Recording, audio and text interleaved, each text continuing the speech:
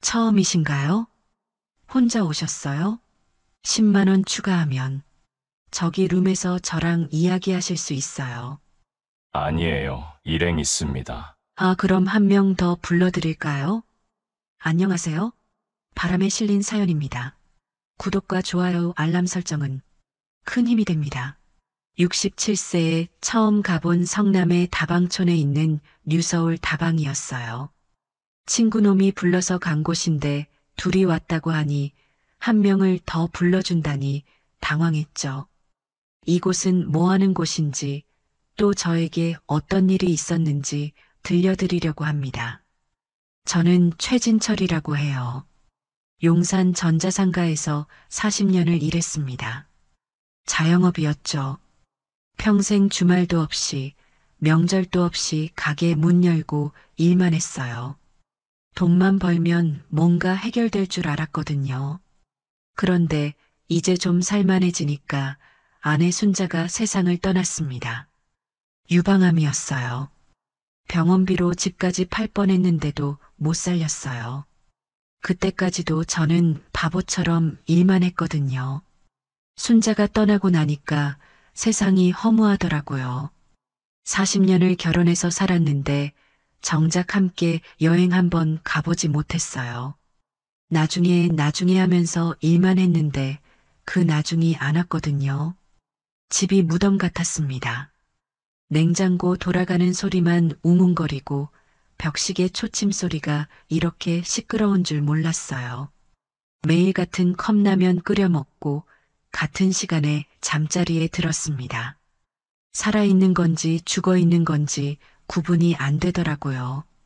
그런데 친구 철수가 갑자기 전화를 했어요. 야, 진철아. 너 요즘 귀신 되어가고 있다더라. 나와 맥주 한잔 하자. 처음엔 귀찮았죠. 사람 얼굴 보는 것도 싫고 말하는 것도 귀찮았거든요. 어디로 나가라는 거야? 성남이다. 괜찮은 데가 있어. 분위기 좋고 말이야. 성남이라니 용산에서 얼마나 먼데요.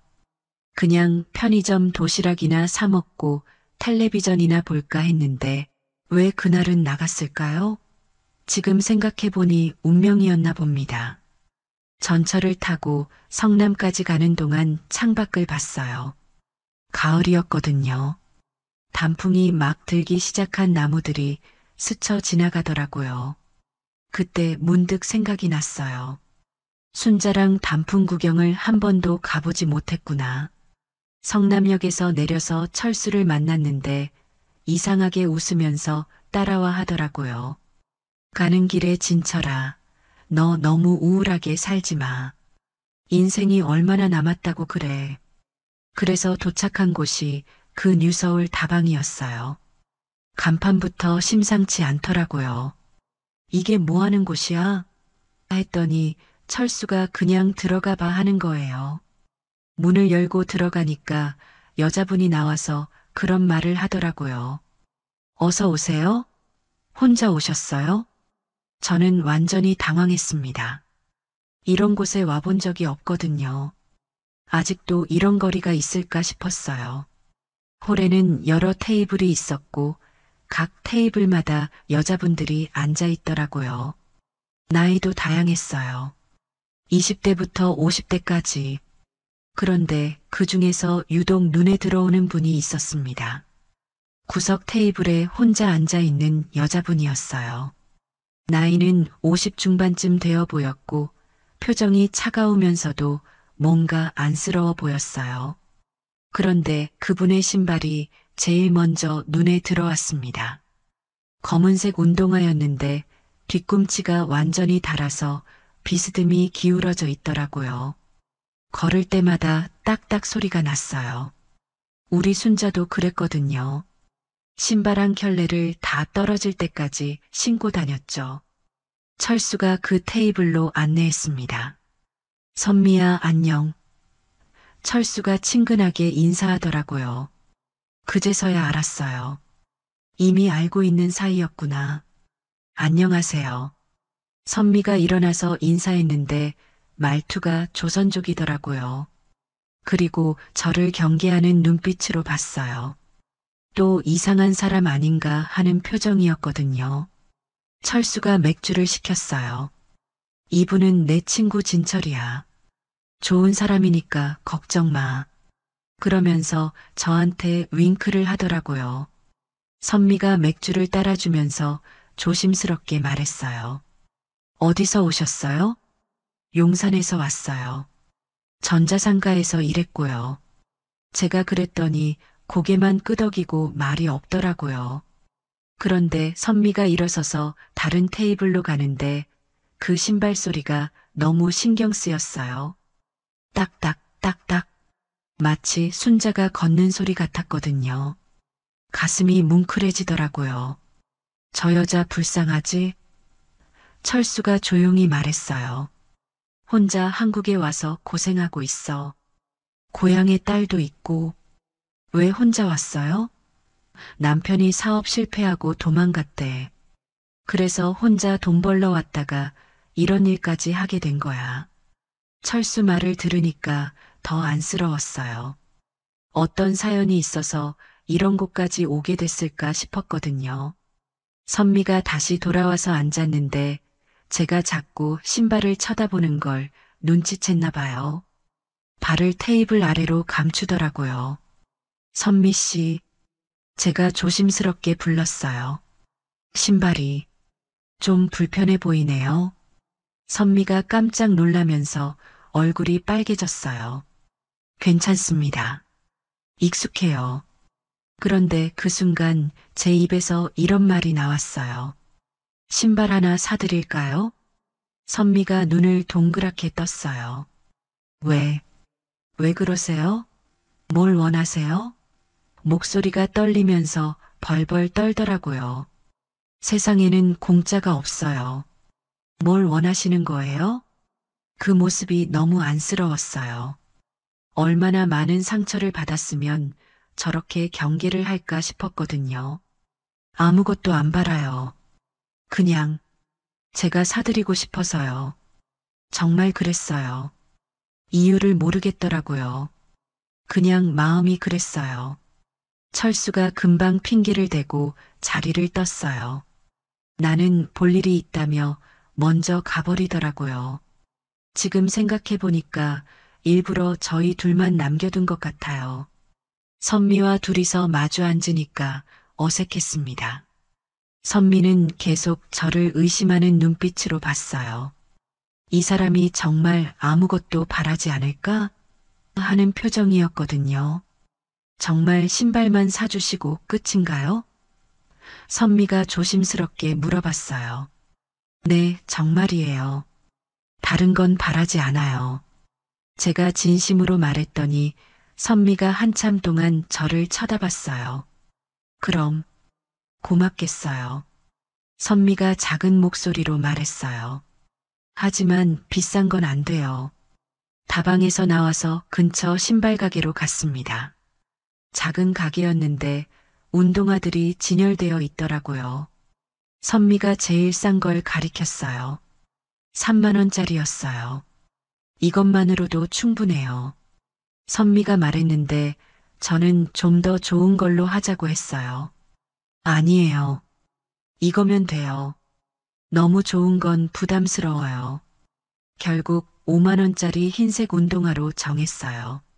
사장한테 돈을 건네는데 선미가 또 울기 시작하더라고요. 왜 저한테 이렇게 잘해주세요? 저는 그럴 만한 사람이 아닌데.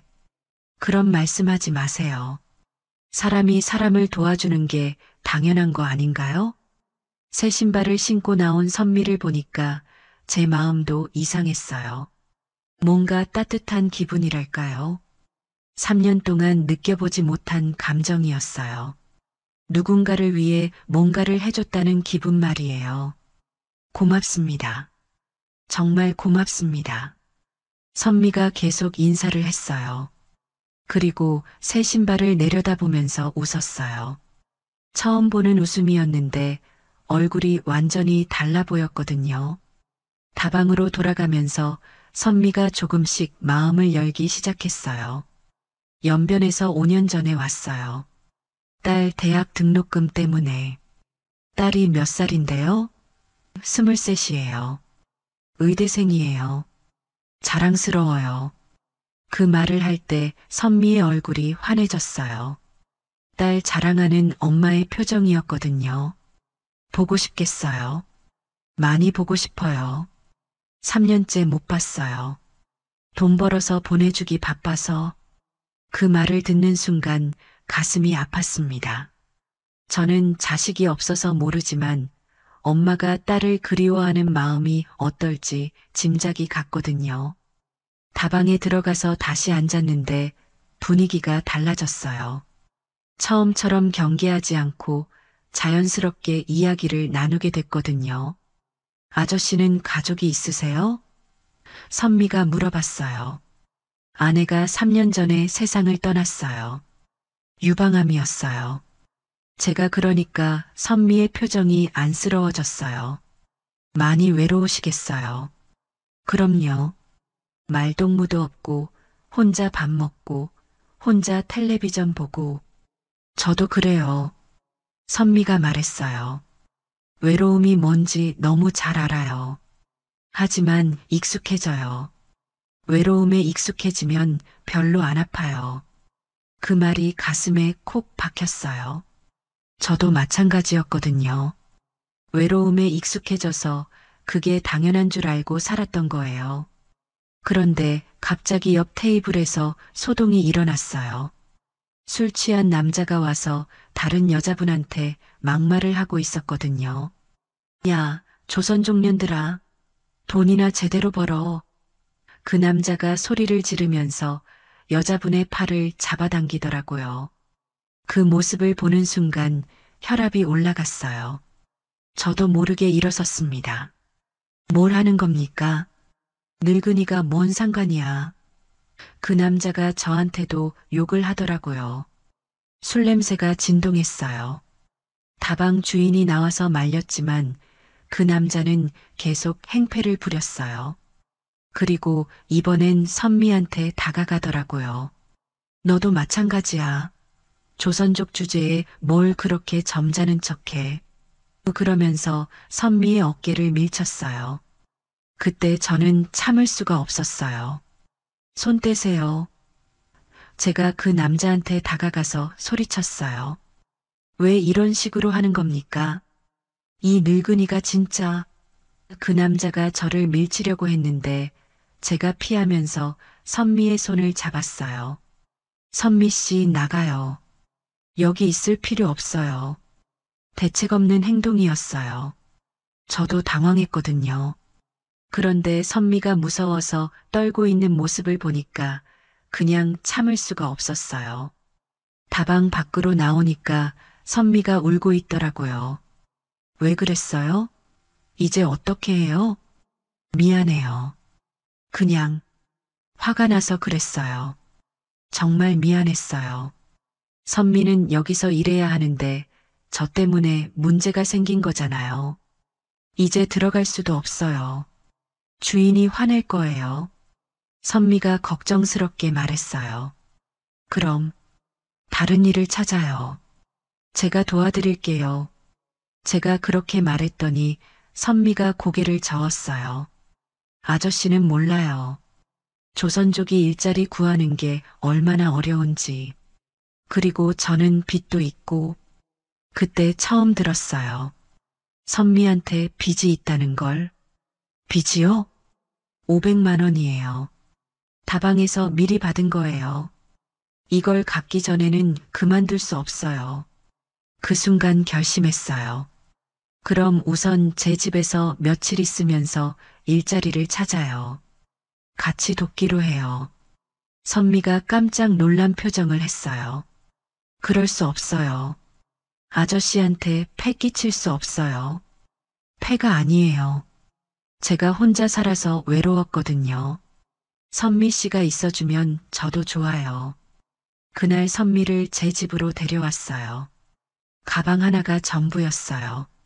옷가지도 별로 없고 화장품도 거의 없더라고요. 임시로만 있을게요. 빨리 다른 곳 찾을게요. 선미가 미안해하면서 말했어요. 천천히 하세요. 급할 거 없어요. 제가 그렇게 말했지만 사실 저도 어떻게 해야 할지 모르겠더라고요. 처음 며칠은 어색했어요. 선미는 계속 눈치를 받고 저도 어떻게 행동해야 할지 몰랐거든요. 그런데 선미가 조금씩 집안일을 도와주기 시작했어요. 이렇게 살면 안 돼요. 선미가 제 냉장고를 보고 말했어요. 라면하고 김치밖에 없네요. 그냥 대충 먹고 살았어요. 안 돼요. 제대로 된 밥을 해드릴게요. 선미가 김치찌개를 끓여줬어요. 3년 만에 먹어보는 제대로 된 집밥이었거든요. 그렇게 맛있을 수가 없었어요. 맛있어요. 정말 맛있어요. 제가 감탄하면서 말했더니 선미가 웃었어요. 더 먹어요. 많이 해놨어요. 그때부터 분위기가 달라졌어요. 선미가 집안을 정리해주고 제가 밖에서 일자리 정보를 알아왔어요. 마치 가족처럼 지내게 됐거든요. 일주일쯤 지났을 때 선미가 조용히 말했어요. 진철 씨, 500만 원 빚 이야기. 제가 갚겠다고 하면 어떻게 하실 거예요? 제가 갚아드릴게요. 저도 모르게 그런 말이 나왔어요. 그럴 수 없어요. 너무 큰 돈이에요. 괜찮아요. 저한테는 있어요. 사실 평생 모은 적금이 딱 500만 원 있었어요. 순자 병원비로 대부분 써버렸지만 그 정도는 남아 있었거든요. 정말, 정말 그렇게 해주실 거예요? 선미 눈에 눈물이 맺혔어요. 네, 정말이에요. 대신 조건이 있어요. 조건이요? 앞으로 저희 집에서 계속 지내세요. 혼자는 너무 외로워요. 다음날 은행에 가서 적금을 해지했어요. 500만 원이 통장에 찍히는 걸 보니까 마음이 복잡했어요. 평생 모은 돈의 거의 전부였거든요. 그런데 후회는 안 됐어요. 다방 주인을 만나서 돈을 건넸어요. 선미 씨 빚 정리해 주세요. 그리고 다시는 연락하지 마세요. 정말 주는 거예요? 네, 정말이에요. 영수증 써주시고 선미 씨와의 모든 관계를 끝내주세요. 그때까지만 해도 단순할 줄 알았어요. 돈 갚고 선미가 자유로워지면 끝인 줄 알았거든요. 선미가 엄청 고마워했어요. 어떻게 갚죠? 평생 갚아도 못 갚을 것 같아요. 갚을 생각하지 마세요. 대신 제 옆에 있어 주세요. 그것만으로도 충분해요. 그날부터 저희는 진짜 가족처럼 지냈어요.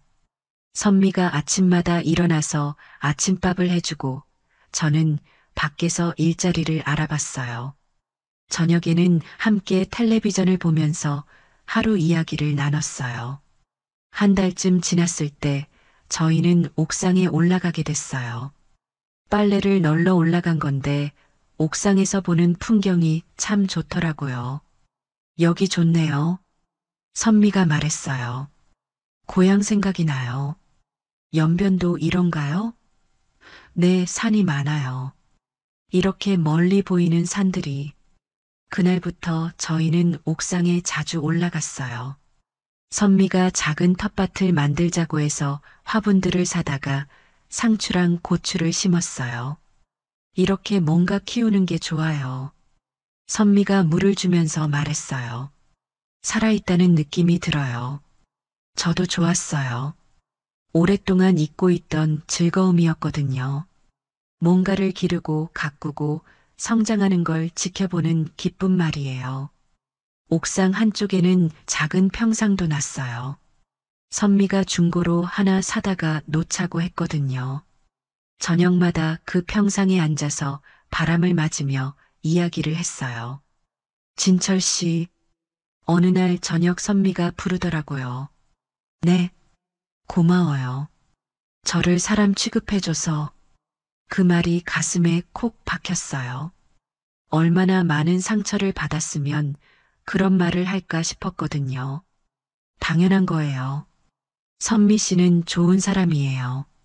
바람이 살랑살랑 불어왔어요. 도시의 야경이 반짝이고 멀리 산 실루엣이 보이고 그 순간이 참 평화로웠어요. 이런 기분 처음이에요. 선미가 말했어요. 마음이 이렇게 편할 수 있다는 걸 몰랐어요. 저도 마찬가지였어요. 3년 동안 외로움 속에서 살다가 처음 느끼는 평온함이었거든요. 그때 선미가 제 손을 잡았어요. 갑작스러운 일이었는데 따뜻했어요. 사람의 손이 이렇게 따뜻한 건지 잊고 있었거든요. 진철 씨, 저 아저씨가 좋아요. 선미가 작은 목소리로 말했어요. 제 가슴이 두근거리기 시작했어요. 67세에 이런 기분을 느낄 줄 몰랐거든요. 저도 선미 씨가 좋아요. 정말 좋아요. 제가 그렇게 대답했더니 선미가 웃었어요. 그리고 자연스럽게 입맞춤을 했어요. 얼마나 오랜만인지 모르겠더라고요. 순자 이후로 처음이었거든요. 그 순간 세상의 모든 걱정이 사라지는 것 같았어요. 외로움도 불안함도 미래에 대한 걱정도 다 잊어버렸어요. 그냥 선미와 제가 있을 뿐이었어요. 그런데 행복한 시간은 길지 않았어요. 2주 정도 지났을 때 갑자기 다방 주인이 찾아왔거든요. 저녁 먹고 있는데 현관문을 쾅쾅 두드리더라고요. 와, 선미야, 어디 숨어 있어? 목소리가 온 동네에 울려 퍼졌어요. 선미가 무서워서 제 뒤에 숨더라고요. 문을 열고 나가니까 건장한 남자 둘이 서 있었어요. 다방 주인이랑 다른 남자 하나요. 뭘 하는 겁니까? 제가 물어봤더니 다방 주인이 화를 내더라고요. 이 여자가 계약을 위반했어. 500만 원만 받고 끝날 줄 알았어? 무슨 소리예요? 돈 다 갚았잖아요. 제가 그랬더니 비웃더라고요. 500만 원은 계약금이야. 진짜 빚은 2천만 원이라고. 그 순간 머리가 하얘졌어요. 2천만 원이라니. 500만 원도 아까워서 적금까지 해지했는데. 그런 얘기는 처음 들어요. 제가 소리쳤더니 다방 주인이 서류를 내밀었어요. 여기 다 써 있어. 월 이자 200만 원에 원금 2천만 원. 못 갚으면 중국으로 팔아버린다는 것까지 다 써 있다고. 선미가 떨리는 목소리로 말했어요. 저는 그런 거 본 적 없어요. 그냥 500만 원만 갚으면 된다고 했어요. 거짓말하지 마. 여기 내 도장까지 찍혀 있잖아. 서류를 보니까 정말 선미 이름으로 되어 있었어요. 하지만 글씨가 너무 작아서 읽기 어려웠고 한국어도 어려운 단어들이 많았어요. 이건 사기예요. 제가 소리쳤는데 다방 주인이 더 화를 냈어요. 사기가 뭐야? 계약은 계약이야. 못 갚으면 선미 데려간다. 그리고 선미를 끌고 가려고 했어요. 선미가 싫어요. 안 가요. 하면서 저한테 매달렸어요. 손 떼세요. 제가 소리쳤는데 다방 주인이 저를 밀쳤어요. 넘어질 뻔했거든요. 늙은이가 끼어들지 마. 아니면 돈 대신 갚을 거야? 그때 저는 결심했어요. 돈이 얼마나 더 필요한 거예요? 2천만 원이야. 한 푼도 깎아줄 수 없어. 2천만 원이라니. 제가 가진 돈으로는 절대 불가능한 금액이었어요. 그런데 선미가 끌려가는 걸 그냥 볼 수는 없었어요. 시간을 주세요. 돈을 마련해 볼게요. 언제까지? 한 달만 주세요. 다방 주인이 비웃었어요. 한 달? 좋아. 그런데 이자는 계속 붙는다. 하루에 10만 원씩? 그렇게 해서 한 달의 시간을 벌었어요. 하지만 2천만 원을 어떻게 마련할지 막막했어요. 그날 밤 선미와 진지한 대화를 했어요. 진철 씨, 저 때문에 이런 일이 생겨서 정말 미안해요. 선미 씨 잘못이 아니에요. 제가 성급했어요. 그래도 2천만 원은 너무 큰 돈이에요. 그냥 저 혼자 감당할게요. 무슨 소리예요? 저희가 함께 해결해야죠. 하지만 솔직히 방법이 없었어요. 2천만 원이면 집을 팔아야 하는 돈이었거든요. 며칠 동안 고민하다가 결국 은행에 갔어요. 집 담보대출을 받으려고요. 어르신, 이 나이에 이런 대출은 위험합니다. 은행원이 걱정스럽게 말했어요. 혹시 무슨 일이 있으신 건가요? 제가 선택한 일입니다. 더 이상 설명할 수 없었어요. 누가 들어도 말이 안 되는 일이었거든요. 다행히 집값이 올라서 2천만 원 대출은 가능했어요. 하지만 월 이자만 100만 원이 넘었어요. 연금으로는 감당할 수 없는 금액이었죠. 집에 돌아와서 선미한테 말했어요. 돈은 제가 마련했어요. 정말요? 어떻게요? 집 담보대출 받았어요. 선미가 깜짝 놀라더라고요. 안 돼요. 그러면 집을 잃을 수도 있어요. 괜찮아요. 어떻게든 갚을 거예요. 하지만 솔직히 어떻게 갚을지 막막했어요. 그런데 더 큰 문제가 생겼어요. 아들이 알게 된 거예요. 은행에서 연락이 갔나 봐요. 아버지, 정신 차리세요.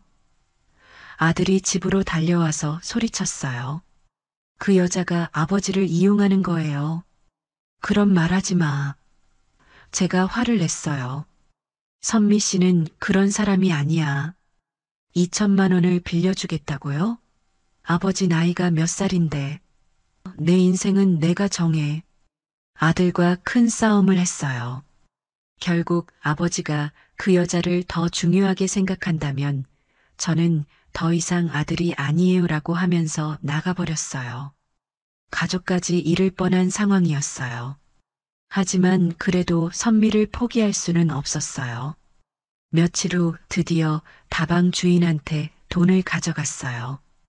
2천만 원을 현금으로 가방에 넣어서요. 정말 준비했네? 다방 주인이 놀란 표정을 했어요. 그럼 이제 끝인 거죠? 계약서 찢어주세요. 그리고 선미와는 완전히 인연을 끊어주세요. 알았어. 이제 우리는 남남이야. 하지만 그것도 잠깐이었어요. 일주일 후에 또 찾아왔거든요. 야, 선미야. 나와. 이번에는 더 많은 사람들과 함께 왔어요. 돈 다 갚았잖아요. 제가 소리쳤더니 비웃더라고요. 그건 원금이고 이자는 따로야. 지금까지 밀린 이자가 500만 원이야. 또 다른 돈을 요구하는 거였어요. 이때 깨달았어요. 이 사람들은 계속 돈을 요구할 거라는 걸. 이제 그만하세요. 경찰 부르겠어요. 제가 핸드폰을 들었더니 다방 주인이 웃었어요. 경찰? 좋아. 불러봐. 우리는 정당한 돈 받으러 온 거야. 하지만 저는 정말로 119에 신고했어요. 폭행 및 협박 신고합니다. 경찰이 왔을 때 다방 주인들은 당황했어요. 생각보다 일이 커진 거죠. 어르신, 무슨 일인가요? 경찰관이 물어봤어요. 저는 지금까지의 일을 차근차근 설명했어요. 사기성 계약, 협박, 폭력 시도까지 모든 걸 다 말했어요. 증거가 있나요? 네, 녹음한 게 있어요. 사실 선미가 미리 핸드폰으로 녹음하고 있었어요. 만약을 대비해서요. 경찰이 녹음 파일을 들어보니까 다방 주인들의 협박과 폭력 시도가 다 들어있었어요. 병원에 간다던 그가 향한 곳은 강남의 어느 아파트였습니다. 그 옆에는 40대 젊은 여성이 있었죠. 사진 속에서 그녀의 허리에 자연스레 감긴 남편의 손. 그런데 내가 아는 얼굴이었습니다. 안녕하세요. 바람에 실린 사연입니다. 구독과 좋아요, 알람 설정은 큰 힘이 됩니다. 세상이 무너지는 것 같았습니다. 창가에 앉아 커피잔을 손에 쥐고 있는데 따뜻했던 커피가 어느새 차갑게 식어버렸어요. 마치 제 마음처럼요. 밖에서는 초봄의 비가 내리고 있었지만 제 마음속에는 더 차가운 의심의 얼음이 자라고 있었죠. 30년이에요. 수혁과 함께한 시간이. 우리는 젊은 날의 가슴 설레는 사랑으로 시작해서 딸을 키우고 그의 출세를 위해 제 꿈을 접고 그리고 5년 전 그의 간암 투병을 함께 이겨냈어요. 하루도 빠짐없이 병실에서 밤을 지새웠죠. 그가 고통에 몸부림칠 때마다 저도 함께 아팠어요. 마치 우리의 몸과 마음이 하나인 것처럼. 그런데 언제부터였을까요? 그가 낯설게 느껴지기 시작한 건 병원에 간다며 집을 나서는 날이 늘고 귀가 시간은 점점 늦어졌어요. 갑자기 외모에 신경 쓰기 시작했고 향수를 뿌리기 시작했죠. 30년 동안 한 번도 선물을 사주지 않던 남편이 갑자기 자신을 가꾸기 시작하는 모습이 낯설었어요. 요즘 당신 왜 그렇게 핸드폰만 봐요? 식탁에서 조심스레 물었던 질문이 떠올랐어요. 수혁은 고개도 들지 않고 대답했었죠. 별거 아니야. 나도 생각 좀 하고 살아야지. 그 냉랭한 대답이 제 가슴에 작은 상처를 남겼어요. 마치 날카로운 종이에 손가락을 베인 듯한 작은 상처. 하지만 종이에 베인 상처가 가장 아프다고 하잖아요. 저도 그랬어요. 겉으로 보이지 않는 상처가 가장 오래 아팠죠. 오늘 아침 수혁의 코트를 정리하다가 주머니에서 백화점 향수 영수증을 발견했어요. 30만 원짜리 여성용 향수였죠. 제 생일은 3개월 전에 지났고 딸은 해외에 있어요. 누구를 위한 선물일까요? 의심의 씨앗이 제 마음에 뿌려졌어요. 창밖으로 비가 더 세차게 내리기 시작했어요. 빗방울이 창문을 타고 흘러내리는 모습이 제 마음속 눈물 같았어요. 그동안 행복하다고 생각했던 결혼 생활이 갑자기 낯설게 느껴졌죠. 마치 오래 살던 집에서 처음 보는 방을 발견한 것 같은 기분이었어요. 서랍을 뒤져보니 또 다른 증거들이 나왔어요. 통장에는 설명할 수 없는 출금 내역이 있었고 그가 쓰던 수첩에는 낯선 장소들의 메모가 적혀 있었죠. 손이 떨려왔어요. 61세의 나이에 이런 배신을 의심해야 한다는 게 너무 비참했어요. 화장대 거울 앞에 앉아 제 얼굴을 바라봤어요. 주름진 눈가, 처진 입꼬리, 희끗한 머리카락. 세월의 흔적이 고스란히 담긴 얼굴이었죠. 젊었을 때는 예쁘다는 소리를 자주 들었는데 언제부터 이렇게 늙어버렸을까요? 수혁의 마음이 떠난 건 제가 늙어서일까요? 아니야, 은진아. 내가 잘못한 게 아니야. 거울 속 제 모습에게 속삭였어요. 평생 가족만 바라보며 살아온 나에게 이런 의심은 너무 가혹했어요. 하지만 진실을 알아야만 했죠. 60이 넘은 나이에 새로운 시작을 해야 할지도 모른다는 두려움이 엄습했지만 더 이상 눈을 감고 살 수는 없었어요. 수첩을 들고 전화번호부를 뒤적거렸어요. 미영이가 이혼할 때 도움받았다던 탐정사무소 번호를 찾았죠. 손가락이 떨렸지만 용기를 내어 전화를 걸었어요.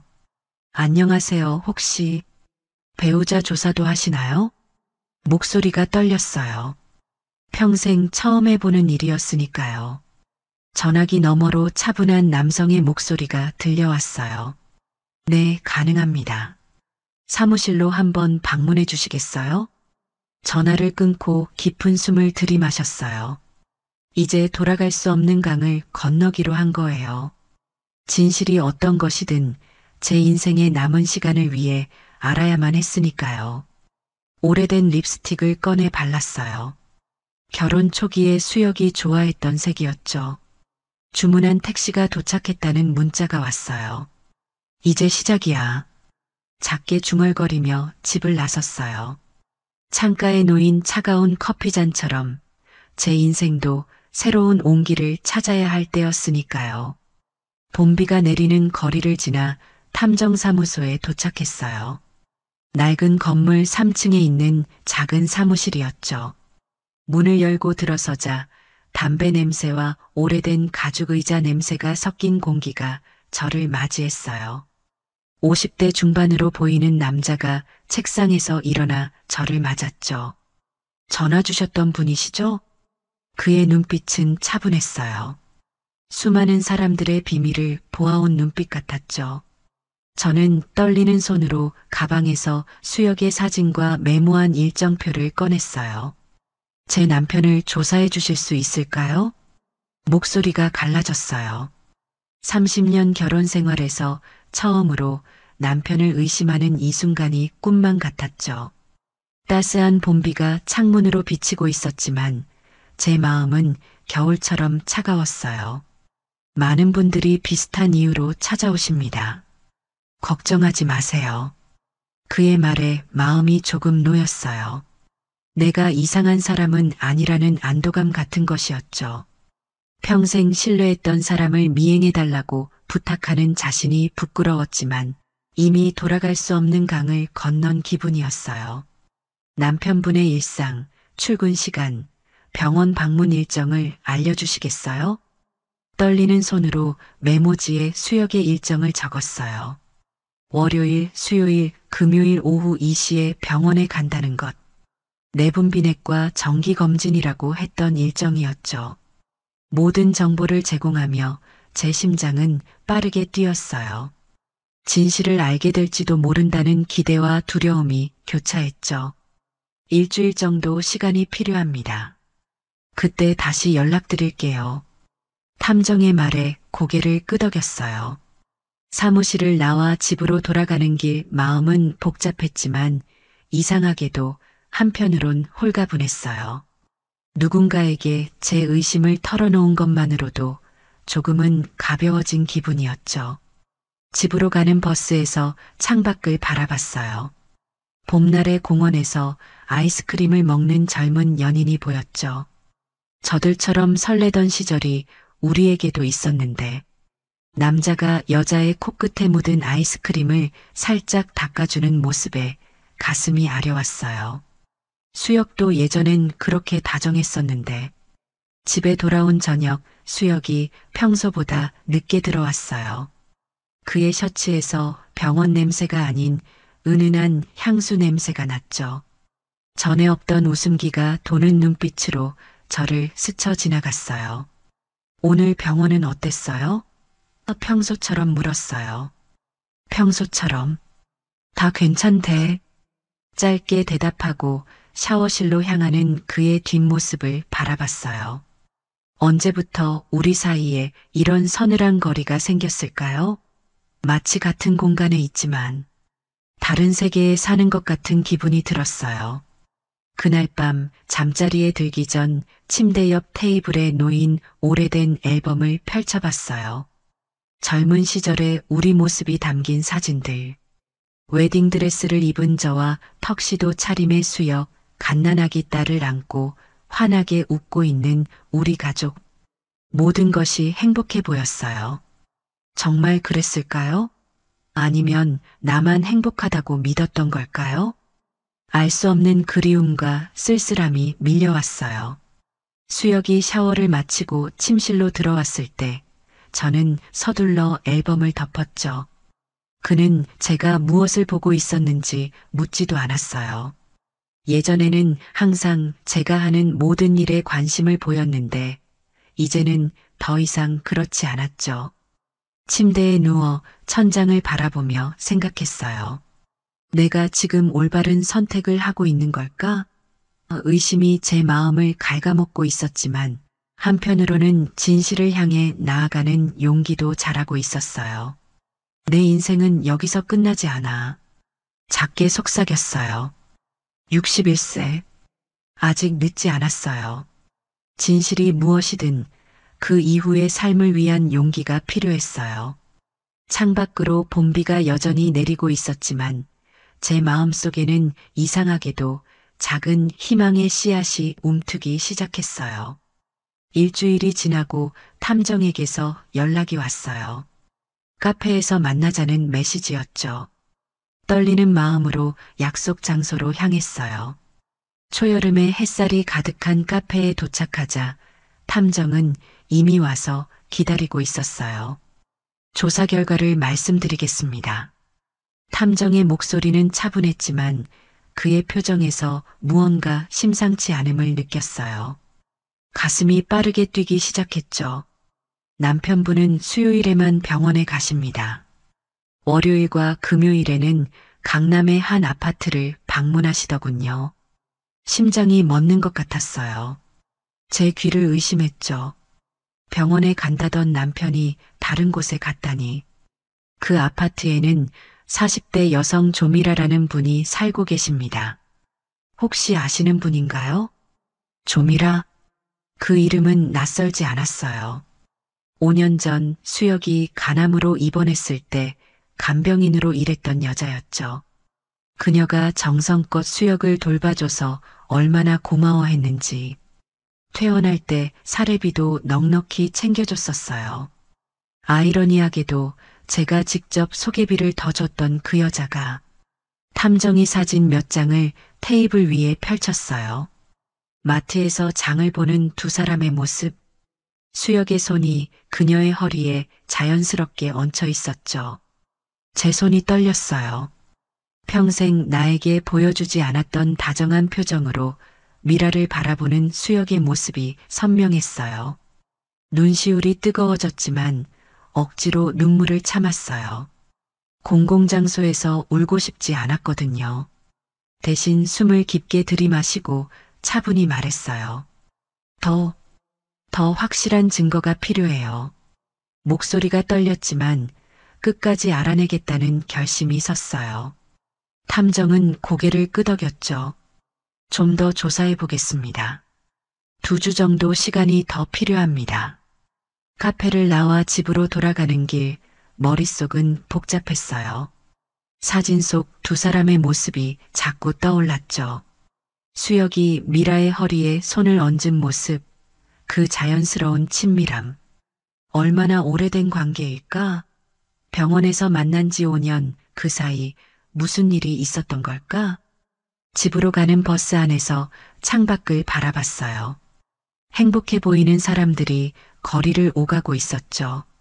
한때는 저도 그렇게 행복했었는데 가슴 한구석이 무너져 내리는 것 같았어요. 30년 세월이 거짓이었다는 게 믿기지 않았죠. 하지만 동시에 이상한 평온함도 느꼈어요.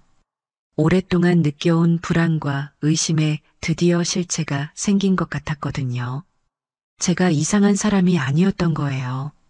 직감이 맞았던 거죠. 집에 도착하니 수혁은 없었어요. 금요일이니 아마도 병원이 아닌 미라의 아파트에 갔겠죠. 텅 빈 집안을 천천히 둘러봤어요. 30년간 함께 살아온 공간인데 문득 낯설게 느껴졌어요. 벽에 걸린 우리의 결혼 사진. 활짝 웃고 있는 젊은 두 사람이 남의 이야기처럼 멀게 느껴졌죠. 화장대 서랍을 열었어요. 결혼 30년 동안 모아온 보석함이 있었죠. 반지, 목걸이, 귀걸이. 모두 수혁이 선물해 준 것들이었어요. 각각의 보석에는 기념일과 추억이 담겨 있었죠. 손가락으로 천천히 보석들을 만져봤어요. 차가운 금속 감촉이 제 마음처럼 싸늘했어요. 갑자기 분노가 치솟았어요. 30년을 함께 살았는데 어떻게 이럴 수 있을까요? 가족을 위해 제 꿈을 포기하고 그의 성공을 위해 헌신했는데 그가 선택한 건 젊은 간병인이었어요. 인생의 가장 중요한 시기를 바쳤는데 그 대가가 이런 배신이라니. 눈물이 주체할 수 없이 흘러내렸어요. 오랫동안 참아온 눈물이었죠. 베개에 얼굴을 묻고 소리내어 울었어요. 오랜만에 느껴보는 격렬한 감정이었어요. 분노, 슬픔, 배신감이 한꺼번에 터져 나왔죠. 하지만 한참을 울고 난 후 이상하게도 마음이 조금 가벼워졌어요. 마치 오랫동안 쌓아두었던 짐을 내려놓은 것 같은 기분이었죠. 거울을 바라보니 눈은 붓고 얼굴은 엉망이었지만 눈빛은 전과 달랐어요. 더 강해진 것 같았죠. 이대로 무너지지 않을 거야. 거울 속 제 모습에게 말했어요. 61세. 이제 와서 모든 것을 포기하기엔 인생이 너무 아까웠어요. 진실을 마주하고 제 권리를 위해 싸울 준비가 되어 있었죠. 이건 끝이 아니라 새로운 시작이었으니까요. 창문을 열자 초여름 밤에 따뜻한 바람이 불어왔어요. 별이 총총한 하늘을 바라보며 깊게 숨을 들이마셨죠. 오늘 밤 처음으로 미래에 대한 두려움보다 가능성을 생각하기 시작했어요. 2주가 지나고 다시 탐정을 만났어요. 이번에는 그의 사무실이었죠. 창밖으로는 한여름의 뜨거운 햇살이 내리쬐고 있었어요. 마치 곧 드러날 진실처럼 뜨겁고 강렬한 햇살이었죠. 결정적인 증거를 가져왔습니다. 탐정은 노트북을 펼쳤어요. 화면에는 고급 레스토랑의 CCTV 영상이 재생되고 있었죠. 창가 자리에 앉은 두 사람, 수혁과 미라의 모습이 선명했어요. 그들은 와인잔을 부딪히며 무언가를 축하하는 것 같았죠. 음성도 녹음했습니다. 탐정이 재생 버튼을 누르자 미라의 목소리가 흘러나왔어요. 이제 다 정리했어요. 다음 달 퇴직금 들어오면 우리 진짜 시작이에요. 수혁의 목소리가 이어졌어요. 오래 기다리게 해서 미안해. 이제 곧 제 귀에서 윙하는 소리가 들렸어요. 마치 멀리서 파도 소리가 들리는 것 같았죠. 탁자를 꽉 붙잡았어요. 다리에 힘이 빠지는 느낌이었으니까요. 괜찮으세요? 탐정의 걱정스러운 목소리가 들렸어요. 저는 억지로 고개를 끄덕였죠. 계속해 주세요. 추가 증거들이 하나씩 제시되었어요. 함께 집을 보러 다니는 두 사람의 사진, 수혁이 미라에게 건넨 고급 선물들, 그리고 퇴직금 계획이 담긴 메모. 모든 것이 명확했어요. 그들은 5년간 관계를 유지해왔고 수혁의 퇴직과 함께 새 출발을 계획하고 있었죠. 두 사람의 관계는 단순한 불륜을 넘어선 것 같습니다. 깊은 감정적 유대가 있어 보여요. 탐정의 말에 저는 어떻게 반응해야 할지 몰랐어요. 분노, 슬픔, 배신감? 이상하게도 그 어떤 감정도 강하게 느껴지지 않았어요. 마치 남의 이야기를 듣는 것 같았죠. 30년이에요. 작은 목소리로 중얼거렸어요. 네, 30년 동안 함께 살았어요. 그 사람과 제 목소리는 떨리지 않았어요. 오히려 차분했죠. 마치 오래 기다려온 폭풍이 드디어 도착한 것을 확인하는 듯한 고요함이 제 안에 있었어요. 법적 조치를 원하시면 도움을 드릴 수 있습니다. 이 증거들은 이혼 소송에서 유리하게 작용할 거예요. 탐정의 말에 천천히 고개를 끄덕였어요. 이제는 결단을 내려야 할 때였으니까요. 알겠어요. 법적인 조언을 해주실 수 있는 변호사를 소개해 주시겠어요? 탐정은 명함 한 장을 건넸어요. 이분은 이혼 전문 변호사입니다. 믿을 만한 분이에요. 사무실을 나와 거리로 나왔어요. 햇살은 여전히 뜨거웠지만 제 마음은 이상하게도 시원했어요. 마치 오랫동안 끌어안고 있던 무거운 짐을 내려놓은 것 같았죠. 버스 정류장에 앉아 명함을 바라봤어요. 김태준 변호사, 가정법률 전문. 이제 와서 이런 명함을 들고 있다니 인생은 참 예측할 수 없네요. 하지만 이상하게도 두렵지 않았어요. 오히려 용기가 솟아났죠. 집에 돌아와 조용히 앉아 생각했어요. 수혁에게 어떻게 말할까? 바로 증거를 보여줄까? 아니면 그가 스스로 고백할 기회를 줄까? 오랜 고민 끝에 직접 대면하기로 했어요. 30년 세월의 예의는 지켜야 했으니까요. 특별한 저녁 식사를 준비했어요. 수혁이 좋아하는 소고기 요리, 샐러드, 그리고 와인까지. 마치 기념일처럼 테이블을 세팅했죠. 제 마음은 이상하게도 평온했어요. 이제 모든 것이 끝날 거라는 예감 때문이었을까요? 저녁 8시 수혁이 돌아왔어요. 평소보다 기분이 좋아 보였죠. 그는 테이블 세팅을 보고 놀란 듯 했어요. 오늘 무슨 날이야? 그가 물었어요. 그냥 특별한 저녁을 준비하고 싶었어요. 우리는 식탁에 마주 앉았어요. 수혁은 와인을 한 모금 마시고 만족한 표정을 지었죠. 예전처럼 대화를 나누려 노력했지만 모든 말이 공허하게 느껴졌어요. 그의 생각은 이미 다른 곳에 있는 것 같았으니까요. 식사가 끝나갈 무렵 와인 잔을 들어 올렸어요. 건배해요. 우리의 30년을 위해서. 수혁은 잠시 당황한 듯 했지만 이내 따라 잔을 들었어요. 30년. 와인을 한 모금 마시고 천천히 입을 열었어요. 수혁 씨, 그동안 행복했나요? 갑작스러운 질문에 그는 잠시 멈칫했어요. 그의 눈빛이 흔들렸죠. 갑자기 왜 그런 질문을? 그냥 궁금해서요. 나는 행복했던 것 같아요. 적어도 최근까지는. 그의 표정이 굳어졌어요. 무언가 감지한 듯 했죠. 무슨 말을 하고 싶은 거야? 이제 돌아갈 수 없는 강을 건너는 순간이었어요. 심호흡을 하고 말했죠. 수혁 씨가 병원에 간다고 하는 날들, 실은 다른 곳에 가고 있다는 거. 알아요. 침묵이 내려앉았어요. 빗소리만이 고요한 집안에 울렸죠. 수혁의 얼굴에서 혈색이 빠져나갔어요. 그는 아무 말도 하지 못했죠. 조미라 씨와의 관계도 알아요. 그의 눈이 커졌어요. 어떻게 알았냐는 질문이 그의 눈빛에 담겨 있었죠. 중요한 건 그게 아니에요. 내가 알고 싶은 건 왜 그랬는지, 그리고 앞으로 어떻게 할 건지예요. 수혁은 한동안 침묵했어요. 그리고 천천히 입을 열었죠. 이야기가 길어질 것 같네. 한여름밤 거실의 공기는 무거웠어요. 창밖으로 비가 내리기 시작했고 빗방울이 창문을 두드리는 소리만이 침묵 속에 울렸죠.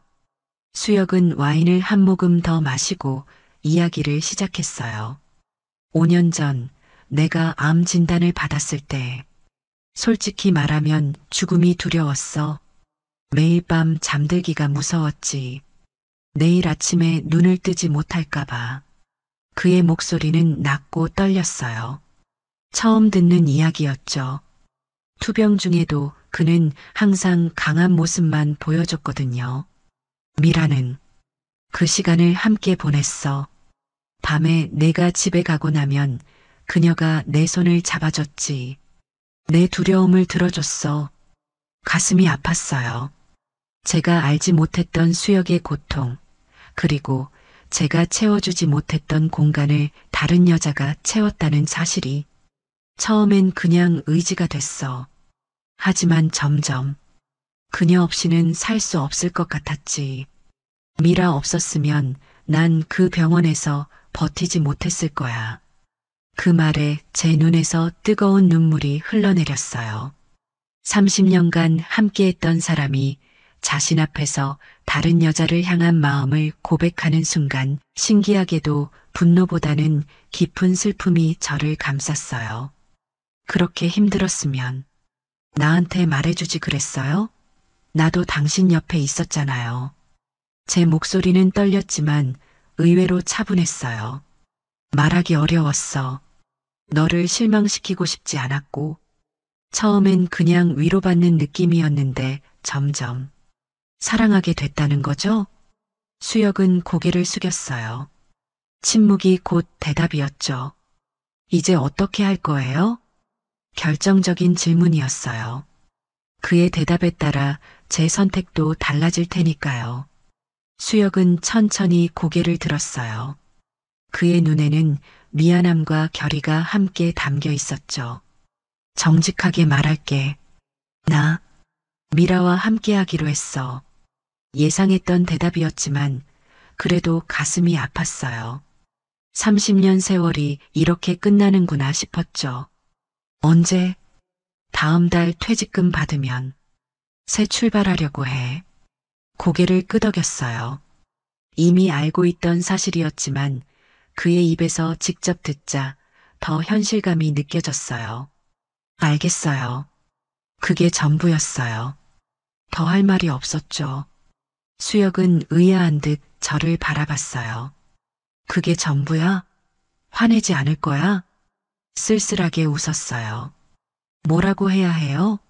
당신 마음은 이미 떠났는데 내가 붙잡는다고 돌아올까요? 비가 더 세차게 내리기 시작했어요. 창문을 두드리는 빗소리가 제 심장 소리처럼 크게 들렸죠. 그럼 집은, 모든 재산은 어떻게? 수혁이 조심스럽게 물었어요. 그의 목소리에는 미안함과 함께 계산하는 듯한 느낌도 있었죠. 나는 모든 재산을 너에게 주고 퇴직금만 가져갈게. 그 정도면 미라와 새 출발하기에 충분할 거야. 갑작스러운 제안에 놀랐어요. 이렇게 쉽게 모든 것을 포기할 줄은 몰랐거든요. 하지만 제 안에서는 경고의 목소리가 들렸어요. 이게 정말 공정한 제안일까? 그럴 필요 없어요. 법적으로 처리하는 게 좋겠어요. 수혁의 표정이 굳어졌어요. 이렇게 순순히 받아들일 줄 몰랐던 것 같았죠. 법적으로라니. 변호사를 만난 거야? 아직은 아니에요. 하지만 곧 만날 거예요. 우리 사이에 무거운 침묵이 내려앉았어요. 30년 결혼 생활이 이렇게 냉랭하게 끝나다니 믿기지 않았죠. 미안해. 정말 미안해. 수혁의 목소리는 진심이 담겨 있었어요. 하지만 그의 미안함이 제 상처를 치유해 줄 순 없었죠. 이제 와서 미안하다고 해도 돌이킬 수 없잖아요. 그날 밤 수혁은 손님방에서 잤어요. 저는 혼자 침대에 누워 천장을 바라봤죠. 이상하게도 눈물이 나지 않았어요. 오히려 마음이 맑아지는 느낌이었죠. 결단을 내렸으니까요. 아침에 일어나자 수혁은 이미 출근한 후였어요. 테이블 위에 메모가 있었죠. 오늘 변호사를 만나 이혼 합의서를 준비할게. 내가 원하는 대로 법적으로 처리하자. 메모를 구겨 쓰레기통에 버렸어요. 그리고 탐정이 소개해준 변호사에게 전화를 걸었죠. 김태준 변호사님께 상담 예약하고 싶습니다. 전화를 끊고 창밖을 바라봤어요. 비는 그쳤고 맑은 하늘이 펼쳐져 있었죠. 마치 폭풍우가 지나간 후의 평온함 같았어요. 제 인생의 폭풍도 이제 지나가기 시작한 걸까요? 화장대 앞에 앉아 오랜만에 화장을 했어요. 진한 립스틱, 눈화장, 그리고 향수까지. 오랫동안 잊고 있었던 제 모습을 되찾는 기분이었죠. 거울 속 여인은 지쳐 보였지만 눈빛만은 강인했어요. 이제부터는 나를 위한 삶을 살 차례야. 이른 가을에 상쾌한 바람이 불어오는 날, 변호사 사무실에서 수혁과 마주 앉았어요. 테이블 위에는 이혼 합의서 초안이 놓여 있었죠. 김태준 변호사는 조용히 서류를 검토하고 있었어요. 수혁이 먼저 입을 열었어요.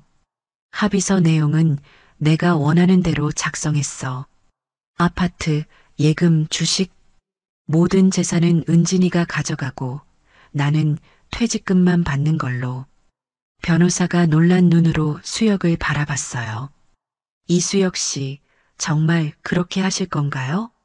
법적으로는 공동재산의 절반에 대한 권리가 있으신데. 괜찮아요. 내 결정이니까요. 수혁의 목소리에는 결연함이 묻어났어요. 그는 저를 바라봤죠. 이 정도면 30년 동안 내가 희생한 것에 대한 보상이라고 생각해.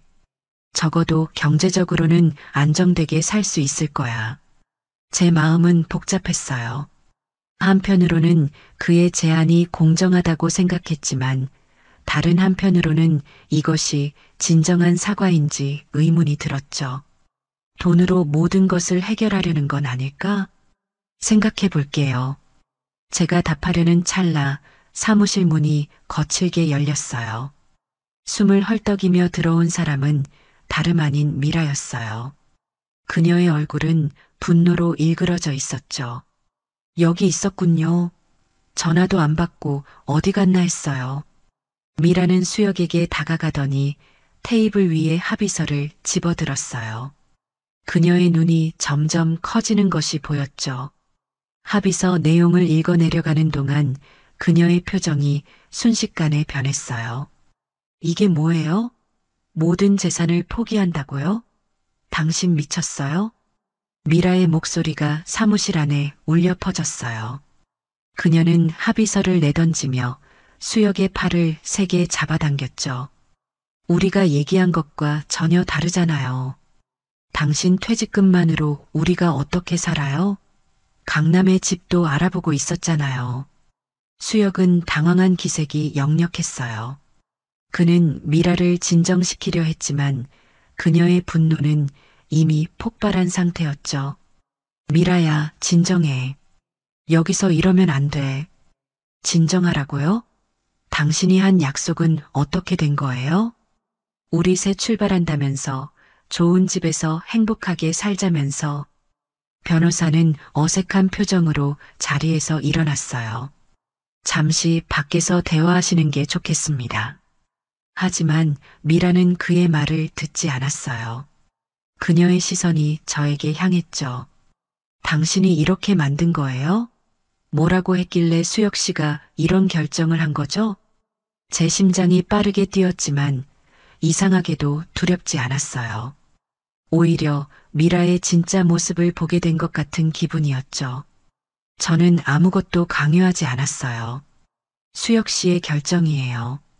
미라의 눈에서 불꽃이 튀는 것 같았어요. 그녀는 다시 수혁에게 몸을 돌렸죠. 당신 정말 이렇게 하려고요? 당신 아파트만 해도 10억이 넘는데 그걸 다 포기하겠다고요? 수혁은 말을 더듬으며 대답했어요. 미라야, 내가 잘못한 거잖아. 최소한의 도리라고 생각해서. 도리요? 당신 우리 사이는 어떻게 할 거예요? 퇴직금만으로는 우리가 꿈꿨던 생활 못해요. 당신도 알잖아요. 미라의 말에 수혁의 표정이 점점 굳어갔어요. 그는 미라를 바라보다가 잠시 생각에 잠기는 듯 했죠. 우리 잠시 밖에 나가서 얘기하자. 미라는 그의 팔을 거칠게 잡아 끌며 사무실을 나갔어요. 문이 닫히자 사무실 안에는 무거운 침묵이 내려앉았죠. 변호사가 당혹스러운 표정으로 저를 바라봤어요. 죄송합니다. 이런 상황이 벌어질 줄은. 제 마음은 이상하게도 평온했어요. 미라의 진짜 모습을 본 것이 오히려 위안이 되었달까요? 괜찮아요. 오히려 모든 것이 명확해진 것 같네요. 약 15분 후 문이 다시 열렸어요. 수혁이 혼자 들어왔죠. 그의 얼굴은 창백했고 어깨는 무겁게 처져 있었어요. 미라는 먼저 갔어. 그의 목소리는 공허했어요. 자리에 앉은 그는 합의서를 바라보더니 깊은 한숨을 내쉬었죠. 우리 합의서 내용을 좀 수정해야 할 것 같아. 그 말에 제 가슴이 차갑게 식었어요. 아마도 미라의 요구에 굴복한 모양이었죠. 어떻게요? 아파트는 내가 가져가되 퇴직금과 예금은 나도 조금 필요해. 그의 목소리에는 미안함과 당혹감이 뒤섞여 있었어요. 처음에 결심이 흔들린 걸 보니 미라의 영향력이 얼마나 강한지 느껴졌죠. 제 마음속에서 무언가가 확 바뀌는 느낌이 들었어요. 미라가 등장하기 전까지만 해도 수혁의 제안을 받아들일 생각이었는데 이제는 달라졌어요. 그의 흔들리는 모습을 보니 더 이상 믿을 수 없었죠. 합의는 없어요. 상간녀 소송을 제기할 거예요. 수혁의 얼굴이 하얗게 변했어요. 상간녀 소송이라니. 은진아, 우리 좋게 끝내자고 했잖아. 그건 당신이 약속을 지켰다면 가능했을 거예요. 하지만 미라가 나타나자마자 말을 바꾸는 걸 보니 더 이상 믿을 수 없네요. 변호사가 조심스럽게 끼어들었어요. 조은진 씨 상간녀 소송은 가능합니다. 증거도 충분하고요. 조미라 씨를 상대로 위자료 청구도 할 수 있습니다. 수혁의 얼굴에 당혹감이 스쳤어요. 그는 뭔가 말하려다가 입을 다물었죠. 그럼 상간녀 소송 준비해 주세요. 그리고 이혼 소송도요. 제 목소리는 떨리지 않았어요. 오히려 전보다 더 단단해진 것 같았죠. 이제 더 이상 수혁의 말에 휘둘리지 않겠다는 결심이 섰으니까요. 은진아, 제발. 우리 서로 상처 주지 말고 원만하게. 수혁 씨, 당신이 먼저 상처를 줬잖아요. 30년 결혼 생활을 배신한 건 당신이에요. 이제 와서 그런 말은 소용없어요. 변호사는 묵묵히 메모를 하고 있었어요. 그는 고개를 끄덕이며 말했죠. 상간녀 소송과 이혼 소송 준비하겠습니다. 다음 주까지 서류를 완성해서 연락드리겠습니다. 수혁은 손으로 얼굴을 문질렀어요. 그의 표정에는 피로와 당혹감이 역력했죠. 정말 이렇게 하는 게 맞을까? 미라는 상관없어. 우리 둘이서 좋게 해결하자. 그 말에 제 가슴에서 분노가 치솟았어요. 미라는 상관없다고요? 방금 전까지만 해도 미라 때문에 합의 내용을 바꾸자고 했으면서 더 이상 당신 말은 믿을 수 없어요. 수혁은 더 이상 아무 말도 하지 않았어요. 그저 고개를 숙인 채 한숨만 내쉬었죠. 변호사 사무실을 나와 거리로 나왔을 때 가을 햇살이 따뜻하게 제 얼굴을 비췄어요. 깊게 숨을 들이마셨죠. 공기가 그 어느 때보다 맑고 상쾌하게 느껴졌어요. 이 순간 비로소 제가 진정한 결단을 내렸다는 것을 깨달았어요. 더 이상 수혁이나 미라에게 휘둘리지 않고 제 권리를 위해 당당히 싸우기로 한 결정이었죠. 집으로 돌아가는 길, 오랜 친구 미영에게 전화했어요. 미영아, 나 시간 돼? 만나서 이야기 좀 하고 싶은데. 친구의 목소리는 언제나 위로가 되었어요. 물론이지. 지금 당장 나갈 수 있어. 어디서 볼까? 고마워. 우리 항상 가던 카페에서 볼래? 미영을 만나 모든 이야기를 털어놓았어요. 수혁의 배신, 미라의 등장, 그리고 오늘 있었던 변호사 사무실에서의 일까지. 세상에, 은진아 많이 힘들었겠다. 미영의 눈에 눈물이 맺혔어요. 그녀는 제 손을 꼭 잡아주었죠. 괜찮아. 오히려 이제 모든 게 명확해져서 마음이 편해. 그래도 30년이나 함께 살았는데 쉽지 않을 거야. 응, 물론 아프지. 하지만 이상하게도 두렵지는 않아. 오히려 앞으로 내 인생을 어떻게 살아갈지 기대돼. 미영은 놀란 듯 저를 바라봤어요. 그리고 따뜻하게 웃었죠. 역시 은진이야. 넌 항상 강했어. 강한 게 아니야. 그냥 이제 나를 위해 살고 싶은 거지. 그런데 앞으로 어떻게 할 거야? 소송이 끝나면? 제 마음속에 오래전부터 품어왔던 꿈이 떠올랐어요. 제주도로 갈 거야. 바다가 보이는 작은 집을 구해서 카페를 열고 싶어. 항상 꿈꿔왔던 거야. 미영의 눈이 반짝였어요. 멋지다. 응원할게, 은진아. 넌 할 수 있어. 그 말에 용기가 솟아났어요. 새로운 시작을 향한 첫걸음을 내디딜 준비가 된 것 같았죠. 늦가을에 서늘한 바람이 불어오는 법원 복도에 서 있었어요. 오늘은 상간녀 소송 첫 재판이 있는 날이었죠. 처음에는 조용히 합의하려 했던 일이 이렇게 법정 다툼으로 번질 줄은 몰랐어요. 하지만 수혁이 미라의 말에 휘둘려 마음을 바꾼 그 순간부터 저도 더 이상 물러서지 않기로 결심했죠. 법정에 들어서자 수혁과 미라가 이미 와 있었어요. 그들은 나란히 앉아 있었지만 묘한 긴장감이 감돌았죠. 미라는 고급스러운 옷차림으로 단장했지만 그녀의 눈빛은 날카로웠어요. 수혁은 그 옆에서 초조한 듯 손을 비비고 있었죠. 제 변호사는 차분하게 사건의 개요를 설명했어요. 30년 결혼 생활, 수혁의 불륜, 그리고 미라의 개입까지. 그 과정에서 탐정이 수집한 증거들이 하나씩 제시되었죠. 사진, 녹음, CCTV 영상. 모든 것이 명백했어요. 특히 충격적이었던 건 수혁이 남몰래 미라 명의로 계약금을 넣은 강남의 아파트가 있다는 사실이었어요. 제 변호사가 그 증거를 제시했을 때 법정에 잠시 술렁임이 일었죠. 피고는 아내 모르게 상간녀 명의로 고가의 부동산 계약을 진행했습니다. 이는 명백히 재산을 은닉하려는 의도로 볼 수 있습니다. 수혁의 얼굴이 창백해졌어요. 그의 변호사는 당황한 기색이 역력했죠. 아마도 이 사실을 미리 알지 못했던 모양이었어요. 미라는 불편한 듯 자리에서 몸을 비틀었죠. 재판장이 수혁에게 물었어요. 피고는 이에 대해 어떻게 설명하시겠습니까? 수혁은 말을 더듬으며 대답했어요. 그건 미라 씨가 직접 계약한 겁니다. 제 돈은 전혀. 그 순간 미라가 자리에서 벌떡 일어났어요.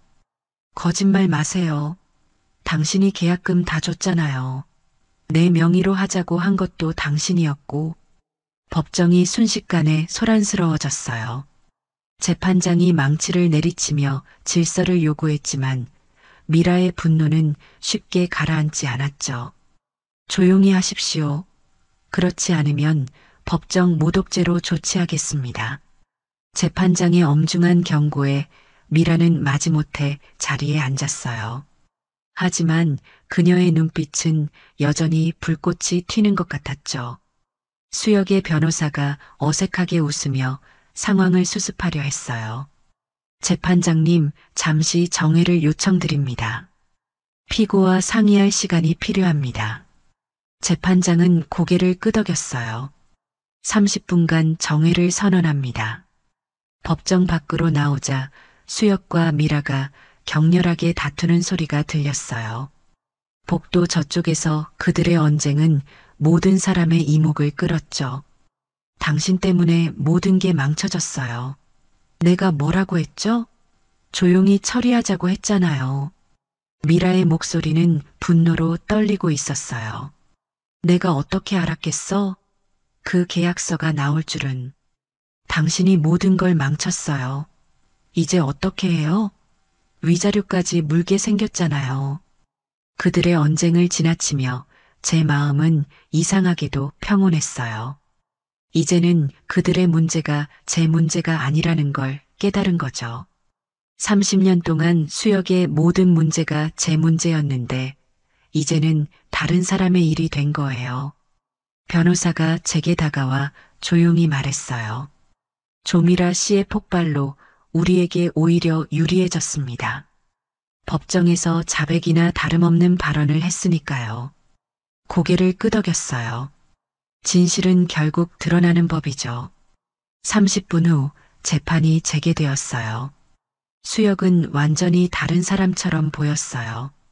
얼굴은 창백했고 어깨는 축 처져 있었죠. 미라는 그의 옆에 앉아 있었지만 두 사람 사이에는 보이지 않는 벽이 세워진 것 같았어요. 수혁의 변호사가 자리에서 일어났어요.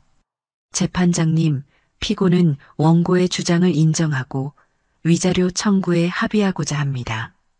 법정에 다시 술렁임이 일었어요. 이렇게 쉽게 인정할 줄은 몰랐거든요. 미라의 표정은 더욱 일그러졌어요. 재판장은 수혁을 바라봤어요. 피고, 정말 그렇게 하시겠습니까? 수혁은 고개를 끄덕였어요. 네, 모든 것을 인정합니다. 제가 잘못했습니다. 그의 목소리는 공허했어요. 마치 모든 것을 포기한 사람처럼 들렸죠. 재판은 생각보다 빨리 끝났어요. 수혁이 모든 혐의를 인정했기 때문에 법원은 미라에게 상당한 위자료를 지불하라는 판결을 내렸죠. 이혼 소송도 곧 시작될 예정이었어요. 법원을 나와 가을 햇살 아래 서 있자니 갑자기 웃음이 나왔어요. 이 나이에 이런 소송을 하고 있다니 인생은 정말 예측할 수 없네요. 하지만 두렵지 않았어요. 오히려 제 권리를 위해 당당히 싸우는 제 모습이 자랑스럽게 느껴졌죠. 그날 저녁 오랜만에 딸에게 전화했어요.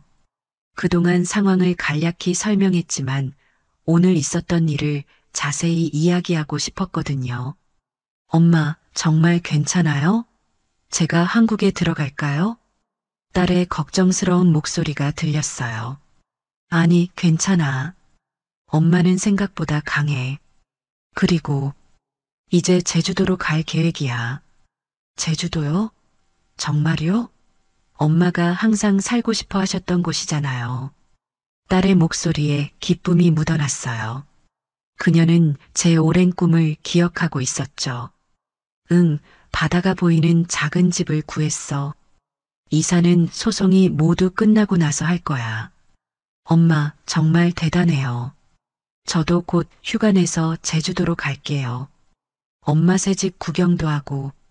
전화를 끊고 나니 마음이 따뜻해졌어요. 딸의 지지가 큰 힘이 되었죠. 다음 날 예상치 못한 전화가 왔어요. 수혁이었죠. 은진아, 잠깐 만날 수 있을까? 망설였지만 만나기로 했어요. 이제 그에 대한 분노나 미움은 거의 사라졌거든요. 그저 오랜 세월을 함께한 사람으로서 마지막 대화 정도는 나눌 수 있을 것 같았죠. 카페에서 수혁을 만났어요. 그는 전보다 훨씬 지쳐 보였죠. 얼굴은 창백했고 눈 밑에는 다크서클이 짙게 내려앉아 있었어요. 고마워. 시간 내줘서. 그의 목소리는 힘이 없었어요. 무슨 일이에요? 그냥 미안하다고 말하고 싶었어. 의외의 말이었어요.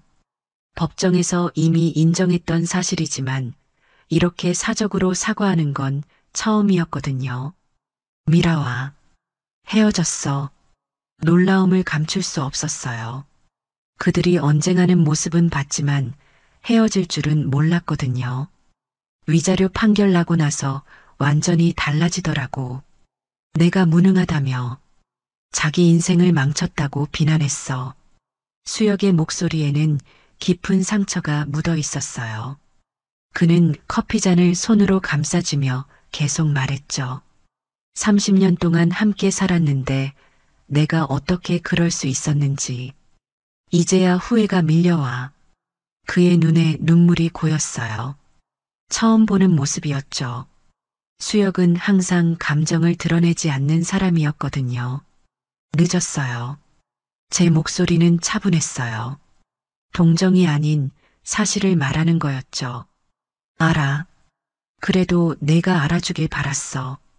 내가 얼마나 미련한 짓을 했는지. 침묵이 흘렀어요. 창밖으로 낙엽이 바람에 흩날리는 모습이 보였죠. 세월도 저렇게 흘러가는 걸까요? 앞으로 어떻게 할 거예요? 글쎄, 아직은 모르겠어. 회사는 이미 퇴직했고 계획했던 모든 것이 무너졌으니. 그의 모습이 안쓰러웠지만 동시에 이것이 그의 선택의 결과라는 것도 알고 있었어요. 제주도로 간다면서 행복하게 살길 바라. 제 눈을 바라보며 그가 말했어요. 그의 눈빛에는 진심이 담겨 있었죠. 고마워요. 당신도 잘 지내길 바랄게요. 카페를 나와 집으로 돌아오는 길, 묘한 감정이 밀려왔어요. 30년을 함께한 사람과의 마지막 대화였을지도 모르는데 슬프지 않았어요. 오히려 마음이 홀가분해진 느낌이었죠. 이제 정말 새로운 시작을 할 준비가 된 것 같았어요. 제주도에서의 삶, 바다가 보이는 작은 카페, 그리고 온전히 나를 위한 시간. 모든 것이 기대되기 시작했죠. 첫눈이 내리는 제주도의 아침이었어요. 창문을 열자 차가운 공기가 밀려 들어왔고 바다 내음이 코끝을 간지렸죠. 이사한 지 이제 막 일주일이 지났지만 이미 이곳이 제 집처럼 느껴졌어요. 바다가 보이는 작은 집은 오래된 감귤 농장 근처에 있었어요. 목조 건물에 하얀 페인트를 칠한 아담한 집이었죠. 정원에는 감귤나무 몇 그루가 있었고 테라스에서는 바다가 내려다 보였어요. 제가 항상 꿈꿔왔던 그대로의 집이었죠. 아침 커피를 마시며 창밖을 바라봤어요. 새하얀 눈이 정원을 덮고 있었고 멀리 바다는 잿빛으로 물들어 있었죠. 고요하고 평화로운 아침이었어요. 이혼 소송은 생각보다 빨리 끝났어요. 수혁이 모든 것을 인정하고 제 요구를 거의 다 받아들였거든요. 아마도 미라와 헤어진 후 더 이상 싸울 이유가 없어진 모양이었죠.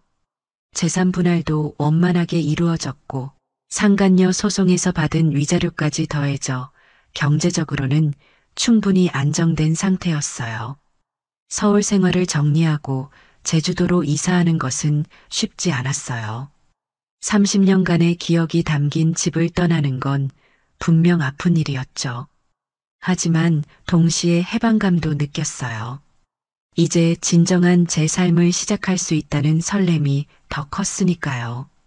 오랜 친구 미영은 이사를 도와주겠다며 제주도까지 함께 왔어요. 새 집에 커튼을 달고 가구를 배치하고 주방을 정리하는 동안 우리는 마치 소녀 시절로 돌아간 것 같은 기분이었죠. 은진아, 이 집 정말 너랑 잘 어울려. 평화롭고 따뜻해. 미영의 말에 웃음이 나왔어요. 고마워. 난 이제야 진짜 내 집을 갖게 된 것 같아.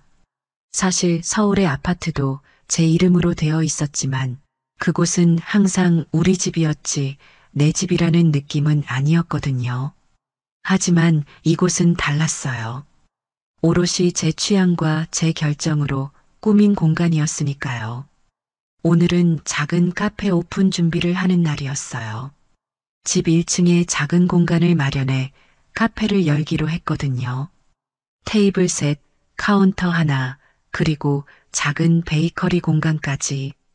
규모는 작지만 저에게는 충분했어요. 앞치마를 두르고 빵을 굽기 시작했어요. 반죽을 만들고 오븐에 넣고 구워지는 향기를 맡는 과정이 무척 즐거웠죠. 결혼 생활 동안에도 종종 빵을 만들었지만 이렇게 온전히 즐기며 하는 건 처음이었어요. 오후에는 마을 주민들이 1명, 2명 카페를 들여다보기 시작했어요. 아직 정식 오픈은 아니었지만 빵 굽는 향기에 이끌려온 사람들이었죠. 안녕하세요. 여기 새로 오셨나요? 동네 할머니가 문을 열고 들어오셨어요. 주름진 얼굴에 따뜻한 미소를 짓고 계셨죠. 네, 서울에서 이사 왔어요. 다음 주부터 카페를 오픈할 예정이에요. 아이고, 반갑네요. 우리 동네에 이런 예쁜 카페가 생기다니. 기대되네요.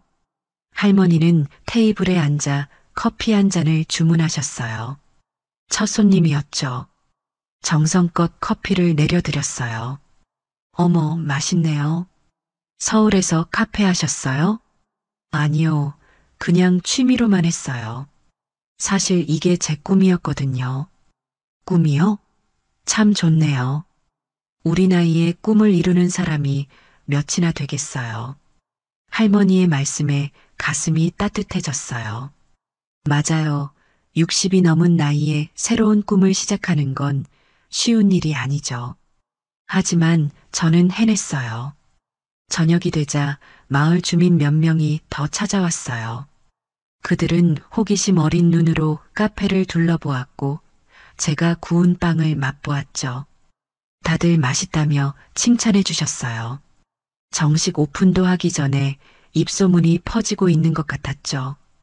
밤이 되어 카페 문을 닫고 난 후 테라스에 나가 바다를 바라봤어요. 달빛이 바다 위에 은빛길을 만들고 있었죠. 깊은 숨을 들이마셨어요. 짠 바다 내음과 감귤 향기가 섞인 제주의 밤 공기가 폐부 깊숙이 들어왔어요. 이때 핸드폰이 울렸어요. 딸이었죠. 엄마 잘 지내요? 카페 준비는 잘 돼가요? 응, 오늘은 동네 주민들이 몇 명 들렀어. 다들 맛있다고 해주시더라. 와, 벌써요? 저도 빨리 가보고 싶어요. 다음 달에 꼭 휴가 내서 갈게요. 그래, 엄마가 기다릴게. 내 방도 예쁘게 꾸며놨어. 딸과의 대화는 언제나 제게 큰 위안이 되었어요. 그녀의 지지가 있었기에 이렇게 새로운 도전을 할 수 있었던 것 같아요. 전화를 끊고 침대에 누웠어요. 오늘 하루가 무척 바빴지만 즐거웠어요. 이런 피곤함은 행복한 것이었죠. 내일은 또 어떤 하루가 펼쳐질까 기대하며 눈을 감았어요. 다음 날 아침 우편함에 편지 한 통이 들어 있었어요. 서울 소인이 찍혀 있었죠. 발신인을 확인하니 수혁이었어요. 떨리는 손으로 편지를 열었어요. 그의 손글씨였죠. 은진에게 잘 지내고 있니? 제주도 생활은 어떠니? 내가 항상 꿈꿔왔던 곳이니 행복할 거라 믿어. 나는 많이 아프다. 얼마 전 검진에서 암이 재발했다는 진단을 받았어. 의사는 이번엔 쉽지 않을 거라고 했어. 아이러니하게도 미라가 떠난 직후에 이런 소식을 들었지. 운명이란 참 냉정하구나. 이 편지를 쓰는 이유는 사과하고 싶어서야. 30년 동안 내가 얼마나 많은 희생을 했는지 이제야 깨달았어. 그리고 그 희생에 어떻게 보답했는지. 후회해도 소용없겠지만 정말 미안해. 치료를 받으며 많은 생각을 했어. 진정한 행복이 무엇인지, 왜 그걸 알아차리지 못했는지. 내 곁에 있을 때가 가장 행복했던 시간이었는데. 걱정하지는 마. 이건 그저 내 마음을 정리하기 위한 편지일 뿐이야. 너에게 부담을 주고 싶지 않아. 넌 이제 새 출발을 했으니 행복하게 살아야지. 제주도에서의 삶이 내가 꿈꾸던 대로 평화롭고 아름답기를 바랄게. 수역 올림. 편지를 내려놓고 창밖을 바라봤어요. 아침 햇살이 바다 위에 반짝이고 있었죠. 가슴 한구석이 아렸지만 동시에 이상한 평온함도 느껴졌어요. 수역의 암재발 소식은 분명 충격이었어요. 한때 그토록 미워했던 사람이지만 30년을 함께한 인연이었으니까요. 하지만 이제 그의 삶은 제 책임이 아니었어요. 각자의 선택에 따른 결과를 받아들이는 것, 그것이 어른의 삶이겠죠. 편지를 조심스럽게 접어 서랍에 넣었어요. 그리고 앞치마를 둘러 카페 준비를 시작했죠. 오늘은 정식 오픈 전 마지막 시험 운영 날이었으니까요. 반죽을 만들며 생각했어요. 인생은 참 예측할 수 없네요. 1년 전만 해도 저는 서울에서 평범한 주부로 살고 있었어요. 배신을 당하고 상처를 받고 그리고 이제는 제주도에서 새로운 삶을 시작하고 있죠. 60이 넘은 나이에 이런 변화가 찾아올 줄 누가 알았을까요? 하지만 두렵지 않았어요. 오히려 이 모든 변화가 기대됐죠. 인생의 황혼기라고 생각했던 이 시기가 오히려 제 인생에서 가장 빛나는 순간이 될지도 모른다는 생각이 들었으니까요. 카페 문을 열고 테이블을 정리하며 창밖을 바라봤어요. 첫눈이 다시 내리기 시작했죠. 하얀 눈이 바다 위로 흩날리는 모습이 아름다웠어요. 이게 내 황혼이라면 가장 아름다운 황혼이 될 거예요. 나만을 위한 시간. 그게 나한테 남은 사랑이니까요. 작게 중얼거리며 미소 지었어요. 이제 정말 제 인생의 새로운 챕터가 시작된 거예요. 그리고 이 이야기는 제가 직접 써나갈 거예요. 누구의 간섭도 없이 오롯이 제 마음대로.